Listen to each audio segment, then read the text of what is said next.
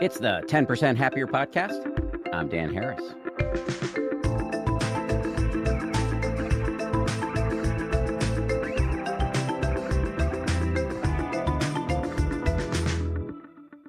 Happy Friday, everybody. Today, my friend, the great meditation teacher and author, Sebene Selassie, is here to help us tackle some thorny questions submitted by you.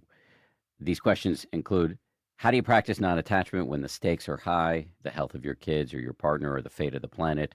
How do you deal with chronic pain and illness without falling into self-pity? And how do you actually make a meditation habit instead of having it be just another healthy but unfulfilled intention? What you're about to hear is a recording of one of our weekly live meditation and Q&A sessions. We do these every Tuesday at 4 for subscribers over at danharris.com. We're dropping this one for free so you can get a taste. It starts with a quick guided meditation, and then we tackle the aforementioned questions and other questions as well. If you sign up at danharris.com, you can come to these sessions live every Tuesday at 4 Eastern. Our next one is on November 18th. It will feature our current teacher of the month, Christiana Wolf. One more thing to say before we dive in here. If you want to meditate with me in person, I've got 2 events coming up. I'll be doing a live taping of this podcast in New York City on November 18th. It's going to be a conversation with the comedian Pete Holmes, who's not only very funny, but he's got a long and deep spiritual practice. This event will be a benefit for the New York Insight Meditation Center. And then coming up on November 23rd, I'll do an intimate little meditation and Q&A sesh at a lovely little hotel in the Hudson Valley called Troutbeck. There are links to both events in the show notes. Okay, we'll get started with Sebene Selassie right after this. So we just had a big team summit here at 10% Happier. All of the employees got together in northern Westchester, which is the county to the north of New York City. That's where I live and work. And so the team all got together in my neck of the woods, and we got some homes on Airbnb where everybody stayed together. I actually stayed at my house, but the team members all stayed together in these 2 homes. We were a little worried about it at first. What was it going to be like to have all of these colleagues who don't know each other that well staying together in these large houses? It turned out to be great. We were able to get houses where everybody could have their own bathroom, and it just led to a ton of bonding. People stayed up late together, watched movies, caught up, got to know each other. It just led to an increased level of bonding. And that's one of the reasons why I love Airbnb, not only when I'm arranging housing for my team on a retreat, but also when I am arranging vacations with me and my family. And here's the cool thing. I love staying in welcoming homes that I book on Airbnb, but it's got me thinking that my home could do the same for somebody else. My wife and I have put so much love into all the details of our home. Why not help somebody feel comfortable and taken care of while they're traveling, when we're away from home? Think about it. If you host your home on Airbnb while you're traveling, it's a great way to offset some of the costs of your trip. The extra income that you make can be put towards an upcoming trip, a splurge you've been eyeing, home improvements, and if you've got a lot of trips ahead of you, hosting is a pretty cool and unique way to make some money back. Whenever I travel, my place is just empty, so while I'm away, it really does make sense to host it on Airbnb. Your home might be worth more than you think. Find out how much at airbnb.com/host.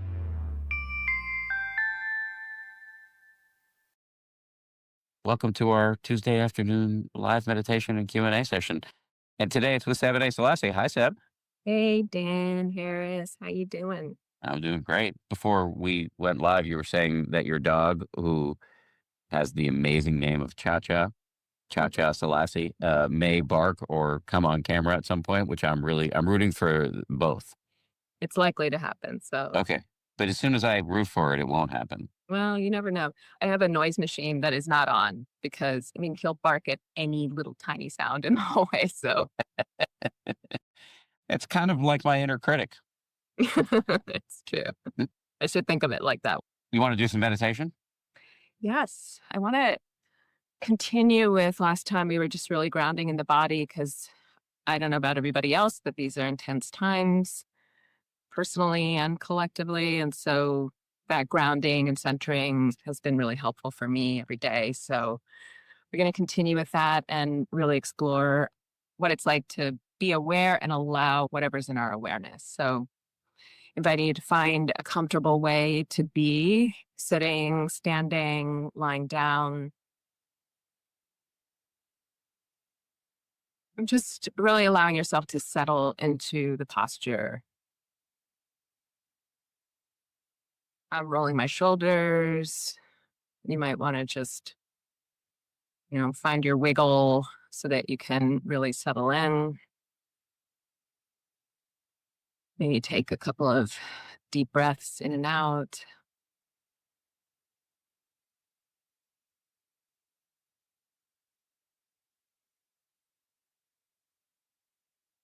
I want to begin with this not too well known practice.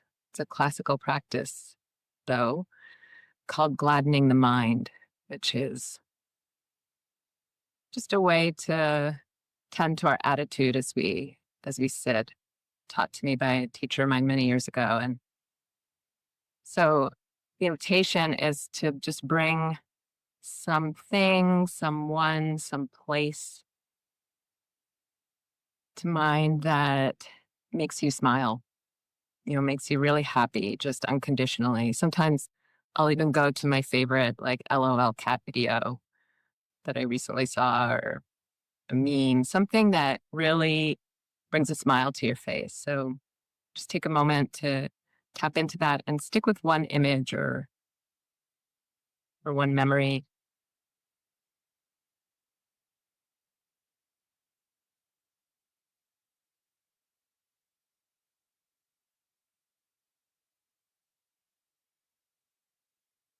With that gladdening, see if you can get even a little more comfortable in your posture, making any adjustments so we can settle in for the next 10 minutes or so.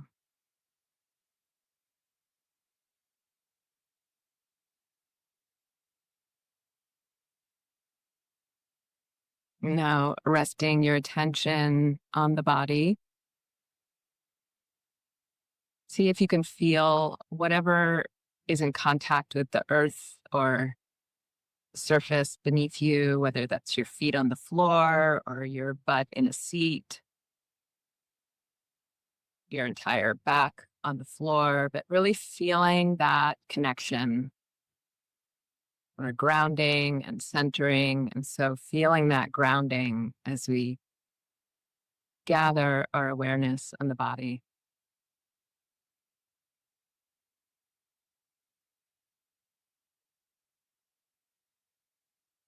Just noticing if you really feel sensation of that connection or if you're just vaguely aware of it, and just take a moment again to really sense into that grounding. So sometimes I like to notice the difference between the right and the left side as a way to become more intimate with this experience. So is the left foot more in contact, or maybe the left leg or butt feels heavier in a way, or the right? There's nothing to change about this, just noticing that sense of grounded connection, gravity working.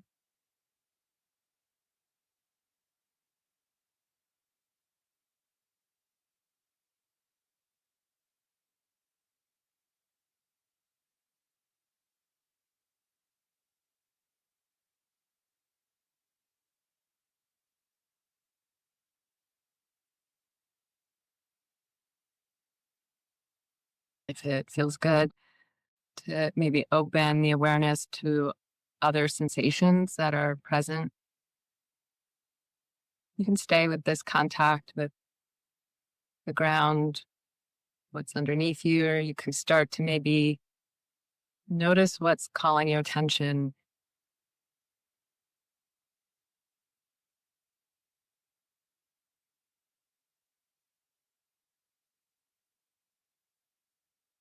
And as you're doing this,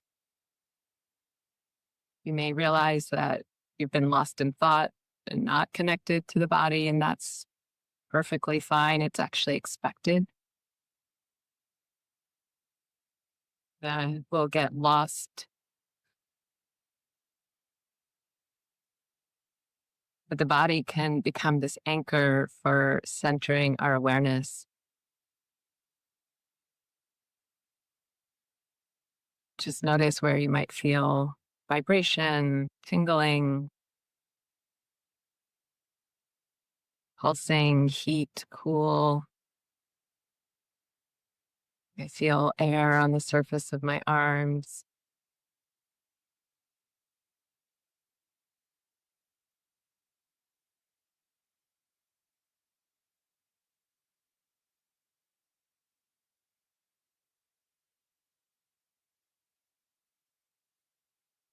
And as we feel, sense sensations, we're also learning to allow our experience. So some of these sensations might feel nice or pleasant, and some may not.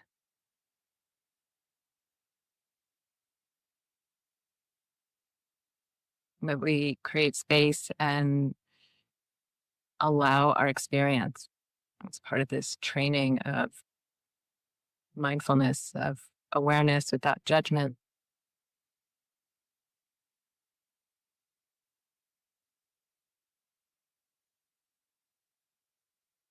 If anything is particularly painful or uncomfortable, please feel free to shift or move in ways that bring some ease, but also just notice what you can be with too. I have a little bit of a pinch in my left hip, as I often do, and I'm just kind of breathing into it, allowing that, bringing some spacious awareness and kindness to that.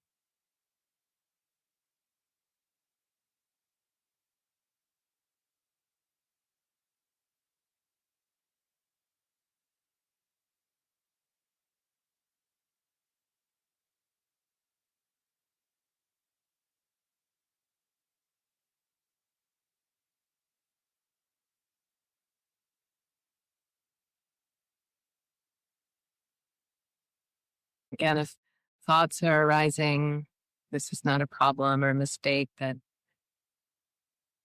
this too can be part of awareness and allowing, because thoughts are usually taking us into the future or the past or judgment. We come back to the body as an anchor in this practice.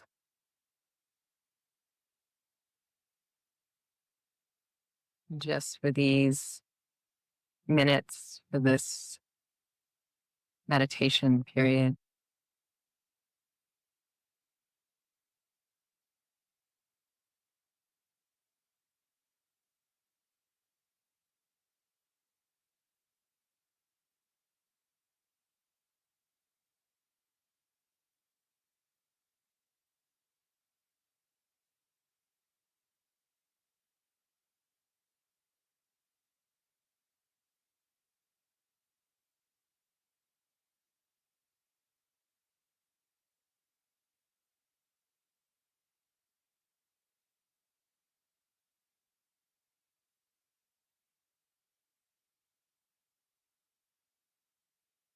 the mind is particularly busy. I sometimes like to drop in questions. My favorite are, what's happening right now? And can I be with this? Can I allow this?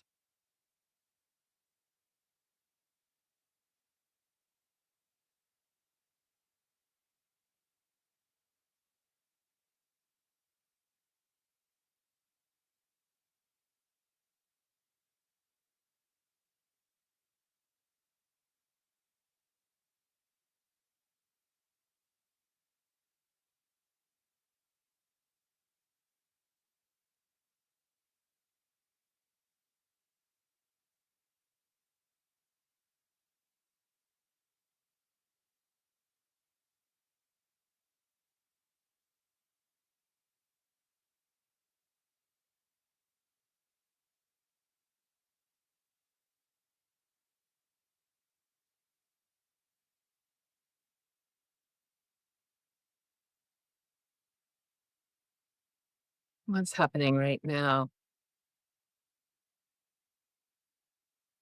Can I allow this?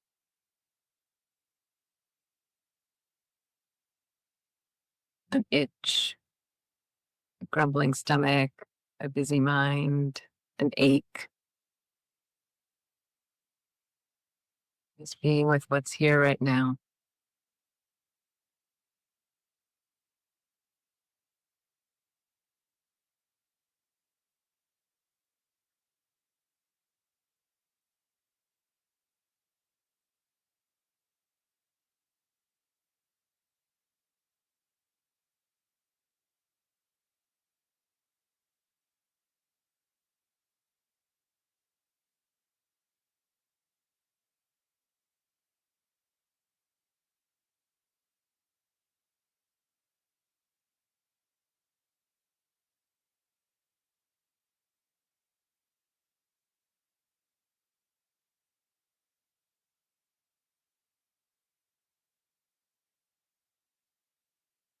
We come to the end of this meditation, just taking a moment to appreciate yourself for showing up today, for making a little time for practice, for cultivating more spacious awareness in your life and carrying that out into the world. Welcome back, everyone. I don't have my bell, so ding. Nice job, Seb. I was having to allow a lot of sleepiness, having nothing to do with the skill of your guidance and everything to do with, as we discussed before we started going live, that I've been doing this experiment with my psychiatrist recently of pulling me off of Zoloft after 20 years. I've been on this very low dose of Zoloft to allegedly to help me with panic. I'm not sure it was helping, so we're testing not being on it. Turns out when you take yourself off of a drug you've been on for 20 years, it's intense. So I've been falling asleep a lot. Yeah. And is there like a time period they say that it takes to wean?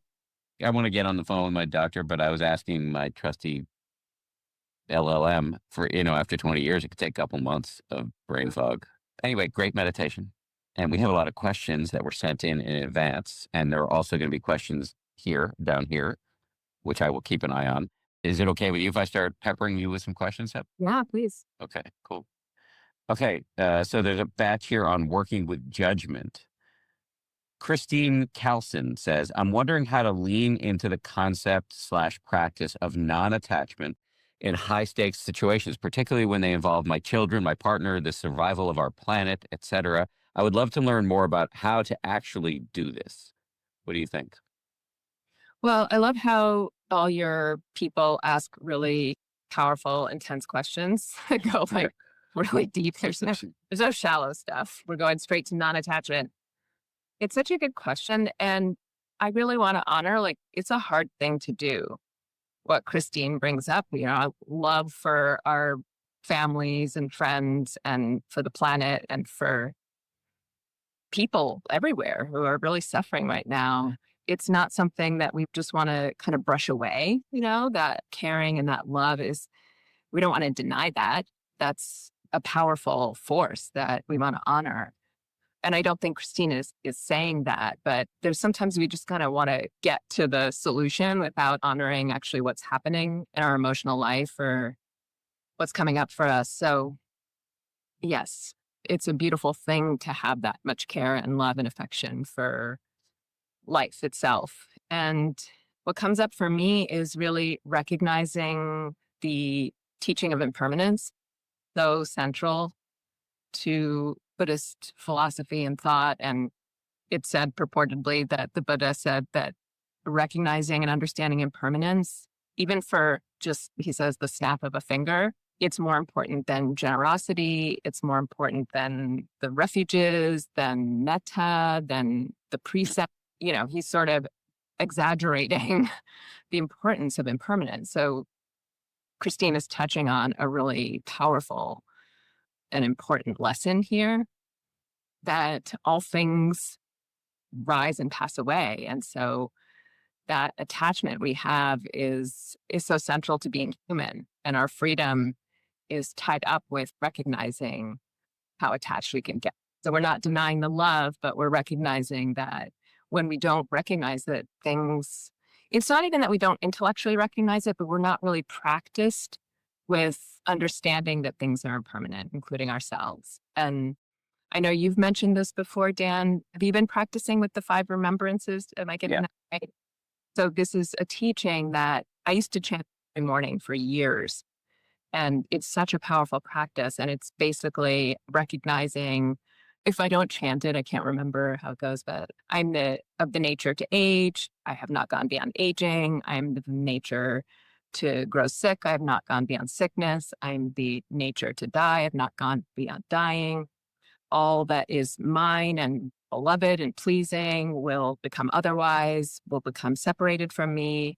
And then it goes into this idea of karma, that I'm the owner of my karma. Everything I do for good or for ill, I will have a relationship to that in some way. It says I will be the heir of that. And it's said that we have to recollect this daily. These are daily recollections. And it sounds kind of morose, to remember all these things, but there's something actually really enlivening about it.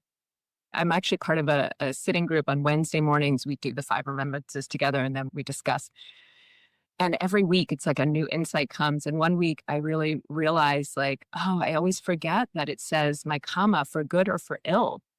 The good things we do are also our life and influence our aging and illness and death as well. Like they impact that and they impact the people we love. And so there's a way in which just coming to terms with the truth of life and death and arising and passing, that we do lose things, allows us to have more capacity for love and appreciation for those things as well.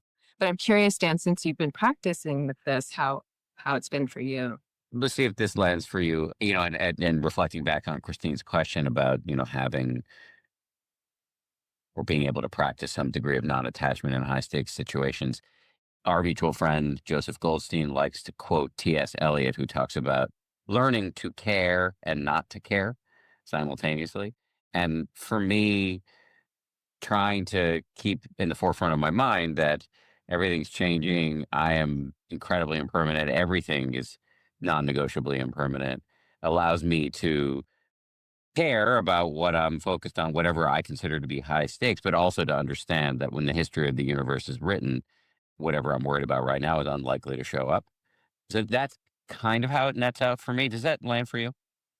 Yes, definitely. And it's really just, as the great philosopher Rob Bay said, joy and pain, like sunshine and rain. Yes. It's just truth, that there's no getting out of the pain. That this practice doesn't suddenly make pain disappear. It allows us to experience that with more Yes. spaciousness. Yes. I think that for sure you and Rob Base are unquestionably correct. As I think, or as I read Christine's question, she, I think, is thinking about okay, when I'm engaged in something that to me matters a lot, whether it's in my own life or if, my partner or my kid, how do I, instead of hold like this, attached, how do I hold like this? And I think what we're saying here is reflecting upon the truth of impermanence can help you understand that it's okay to care, but it's also important not to care simultaneously, not in a nihilistic way, but in a helpfully paradoxical way. Yes. And that fourth remembrance, all that is mine, beloved and pleasing, will become otherwise, will become separated from me. The truth, whether we go Yes. or someone else does, it's the truth of existence. And so Yes. having that, it actually allows for more affection and care. Yes. Everything's shot through with a kind of poignancy. Yes, exactly. Just to shout out a couple people in the comments. Gail wrote that this is her first day as a paying subscriber. Welcome to you, Gail. Thank you for joining up. Douglas asked a question harkening back to or made a point harkening back to your meditation, Seb, around, what's happening and can I be with it? And just pointing out that sleepiness is another thing that we, so often have to learn how to be with. And I'll just say for myself, one of the things that I've learned, because I deal with a lot of both restlessness and sleepiness, is well, Joseph has sometimes encouraged me to try to be mindful of the sleepiness, and he says that's possible. I have not reached that attainment yet, but what I have learned how to do is just give myself permission to be sleepy. And honestly, it's tough. Sometimes I'm meditating in public, like in a situation like this, or I was at an event, the meditation party event we're going to do in a couple weeks. I will have flown back from somewhere the day before or actually that morning. And so I will have had to have taken a Klonopin, unfortunately, probably. And so I'll be sleepy while we're meditating, and I'll just have to give myself permission to have my torso cantilevered over my lap midway. And it's just like that kind of okayness scales, actually. It's Mm. like I can apply that in other aspects of my life. Again, back to Christine's question, like that's non-attachment to me. It's like okayness with whatever's happening right now. Yeah. This idea that things should be a particular way, either inside of us or outside of us, is Yes. really that contention with what is. And that's to me the heart of the practice. Yes. I guess there was some Zen master who was asked by a student. The student said something to the effect, I've been listening to all your talks for years. Can you just whittle it down, please? Like, what is the Dharma all about? And the Zen teacher thought for a second and said, everything changes. Mm, that's right. Yep. Mike has a question on this subject. To what degree does responsibility relate to attachment? How to be responsible without being attached to an idea slash task slash person slash thought? I'm not quite sure if I understand the question because it might be attached to a particular situation. I don't necessarily see like an issue there, but I'm guessing that what he's asking is like, if I'm too non-attached, am I totally irresponsible as I move through life? I see. Yeah, well, that's what we were talking about. Like, we're not denying our love and care and affection. We aren't sort of indifferent. That's the near enemy of equanimity, right? Is it can look like we're have perspective and non-attachment, but we're actually indifferent to things. That's not what we're talking about. We're talking about a way of being that's recognizing the truth of human existence and then still showing up with a lot of love and care. Yeah. Yes. Kelly Rowland in the comments points out that not only is Rob Bass one of our great modern philosophers, but also the 70s soft rock band REO Speedwagon, who have a line in one of their songs, Hold On Loosely, which I would 1,000,000% agree with. Hi, Kelly. Nice to have you here. There are some questions around practicing with health challenges. I think everybody knows Seb is too familiar with this. That's my editorializing. I am an overachiever. You are an overachiever on this score. Okay, so Mary asks, I would love to hear detailed discussion slash teachings around working with pain and chronic illness, as well as ongoing fear around illness. I know the last talk touched into this. I'm living proof that whatever doesn't kill you will make you slightly anxious for the rest of your life. I also have some difficulty feeling sympathetic joy for those who are having wonderful health and instead feel envy and some resentment or just like a victim. Have been working hard with the Dharma to make a better relationship with physical hardship, but comparing mind and resistance often prevail. Any leads for other sources such as books or teachings would be appreciated. Thank you so much. Seb, that's a pretty rich question. There's a lot of ways in which you could tackle it. What comes to mind for you as you hear me read it?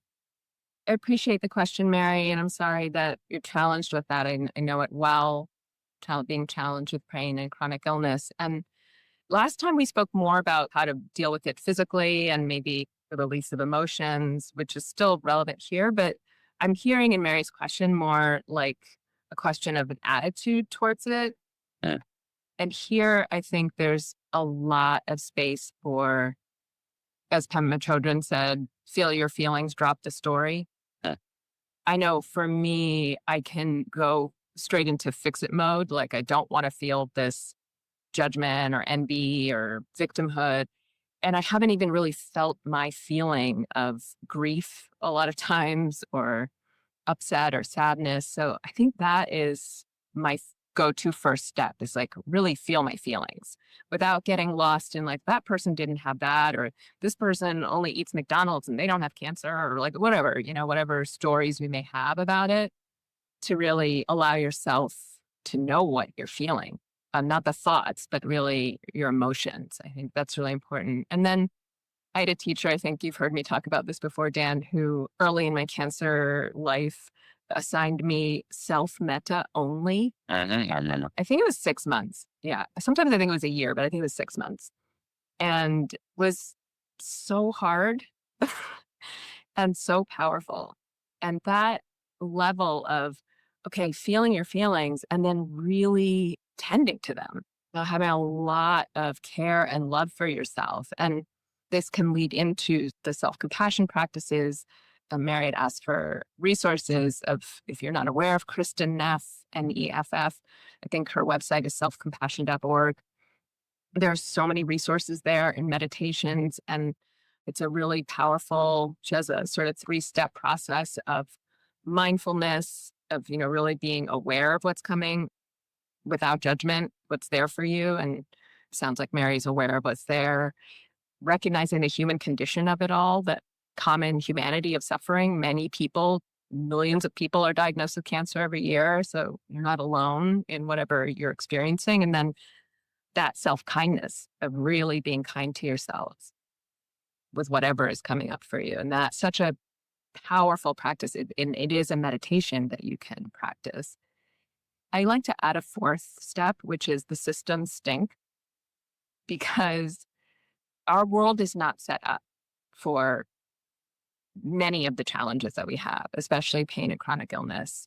Really is hard to work the ways we need to move through the world, the ways we need to when we're ill. And I'm dealing with like a lot of bureaucracy right now with stuff that's up for me medically, and insurance. I mean, it's like a ring of hell.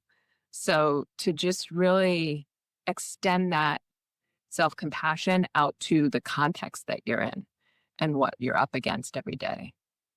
That's great.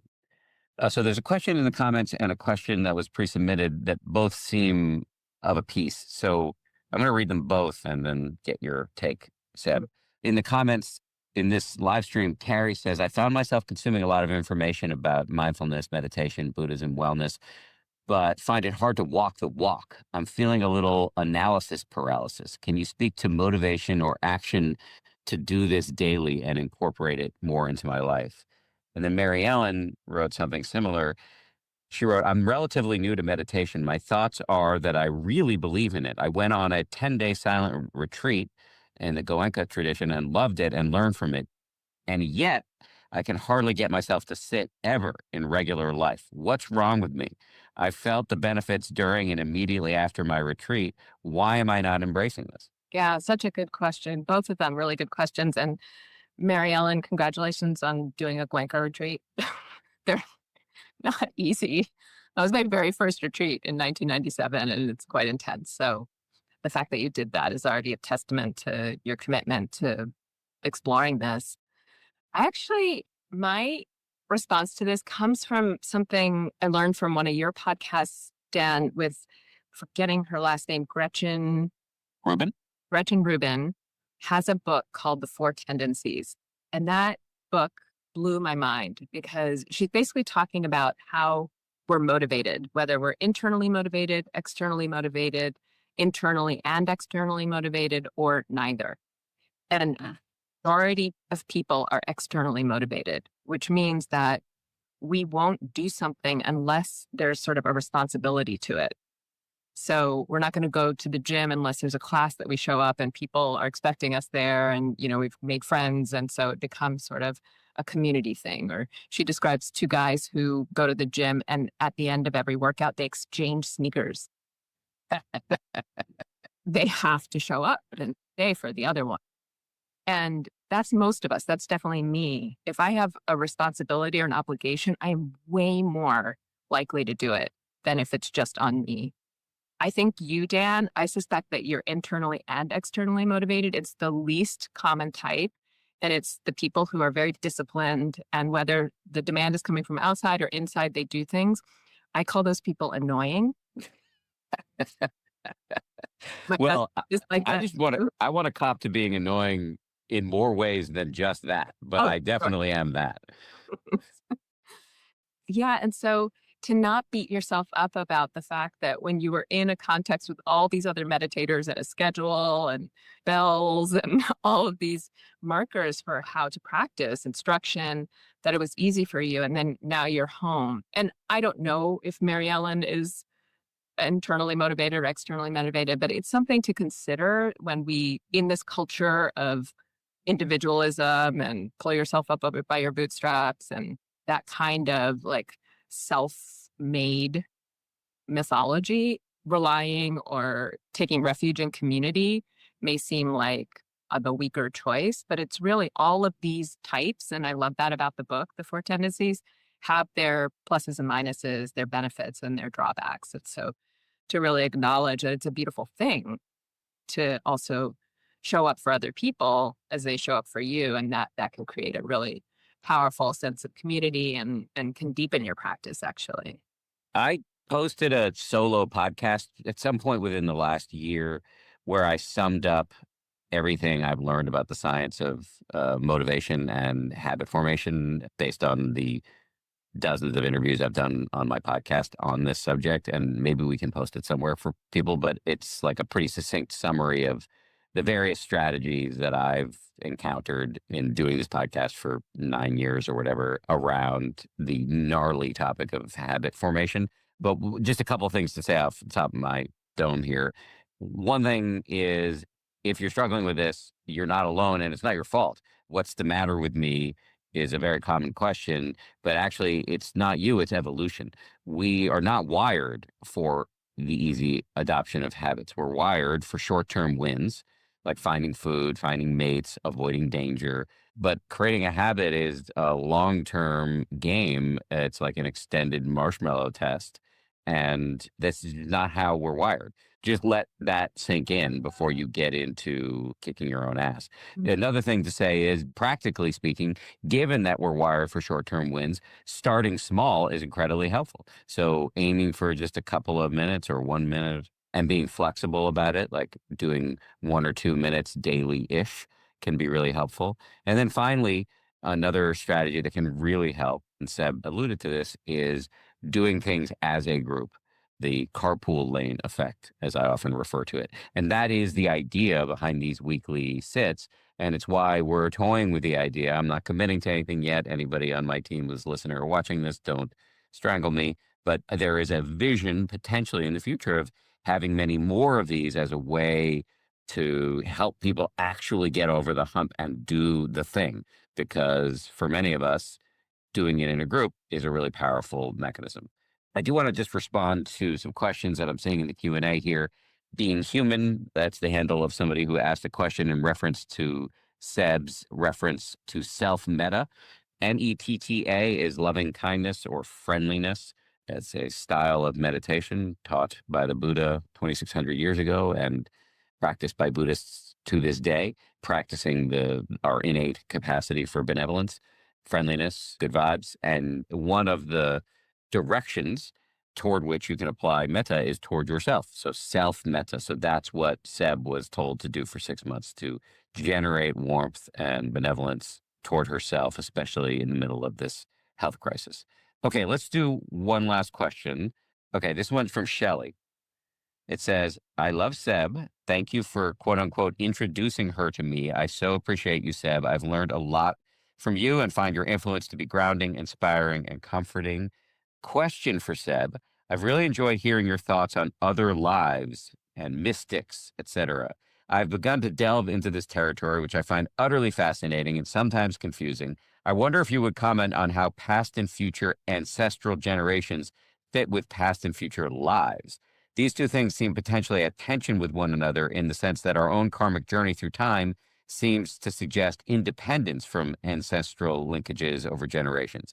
Can you help me to understand their connection? And then as an added layer, can you further help me to understand how not self or non-self works alongside all of this? I know these are probably very hard questions, and I'd be appreciative of any insight at all, however tentative it may be. I'm realizing as I read this question that you are going to have to give us a 75-minute answer. 24-hour lives. We're not going to take any breaks. Yeah, that's a really big question. There's so many layers to it. And I'm sorry, Shelley, thank you for your very kind words about me. First of all, that's very generous of you. I will say, I wrote about this recently in my Substack, that there's almost like a rabid rationalism in our world today in terms of, unless things are scientifically verified and there's evidence and proof, like we're not going to believe it. And the truth is there's so much we don't understand. there's contemporary science that really can point to that, especially physics. And so the truth of things like rebirth or reincarnation, which are central to the Buddhist teachings, are being studied. The University of Virginia, I think it's the Department of, I can't remember what their title is, but Perceptual something or yeah, perceptual studies. Department of Perception or something. Yeah.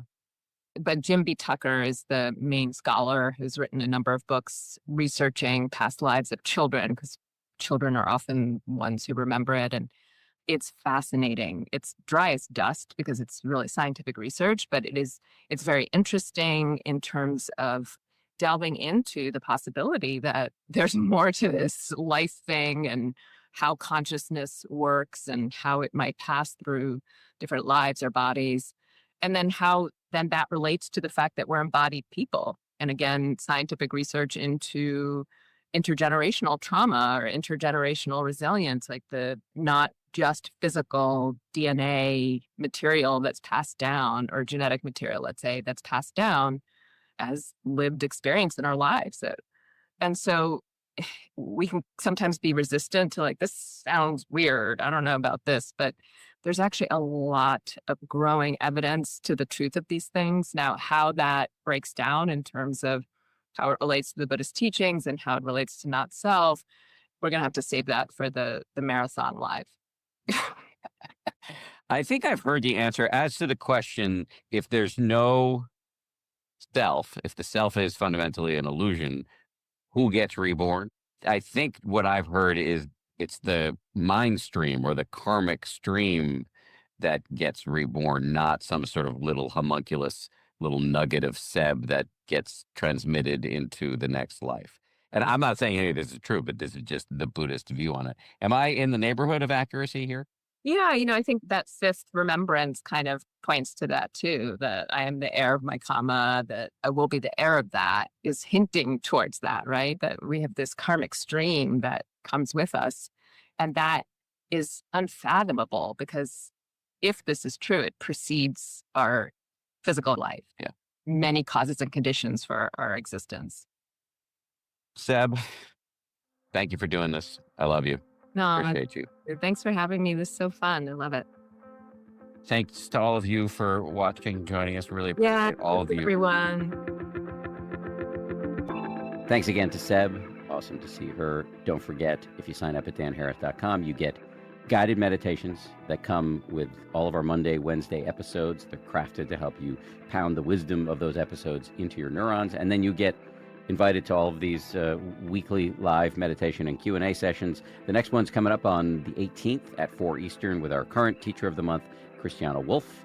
Also, just a plug for 2 live events I've got coming up. One on the 18th in NYC with the great comedian Pete Holmes. Another on the 23rd up in the Hudson Valley at a hotel called Troutbeck. There are links in the show notes. Finally, thank you to everybody who worked so hard to make this show. Our producers are Tara Anderson and Eleanor Vasili. Our recording and engineering is handled by the great folks over at Pod People. Lauren Smith is our managing producer. Marissa Schneiderman is our senior producer. DJ Kashmir is our executive producer. And Nick Thorburn of the band Islands wrote our theme.